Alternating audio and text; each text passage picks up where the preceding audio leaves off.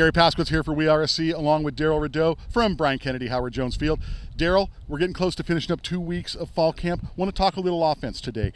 Clay Helton talking earlier this week about one of the things the coaches are noting is the tall wide receivers the Trojans have and their ability to get downfield. Talk about how that impacts an offense.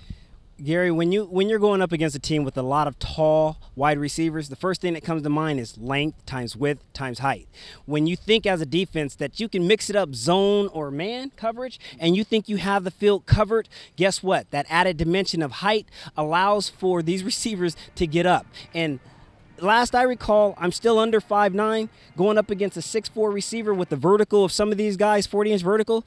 That gives this offense a chance every time it steps on the field to score 7. Does the name Mike Williams ring a bell for you in practice? Every day I think about that. And then talk about the tight ends as well. It's not only the receivers that SC has, there's a bunch of tall tight ends as well. And what I'm loving is right now with injury, oftentimes comes opportunity to gain more experience and more depth. And what we're noticing is, boy, is this team deep at the tight end position. Inside the red zone, when you're looking for those critical matchups, when you can line up and have a 6'4", 6'7" tight end that can stretch the field and then really test his boundaries, I love the athleticism coming from that position, and it's going to do nothing but help this team going into the season.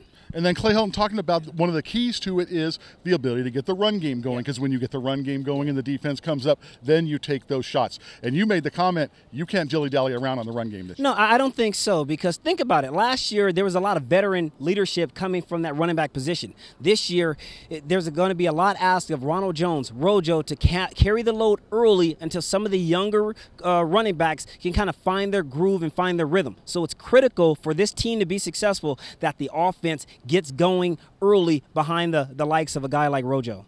And then talk about just through 2 weeks, the temperament of the offense, led by Sam Darnold. What are you seeing right now? You know, under normal circumstances, I'd probably be a little concerned that the defense has gotten ahead of this offense.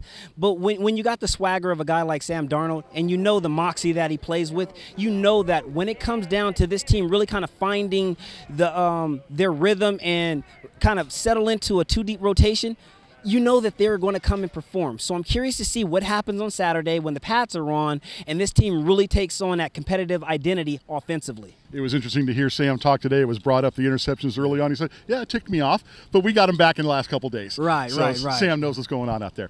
For Darrell Rideaux, this is Garry Paskwietz. You're watching WeAreSC.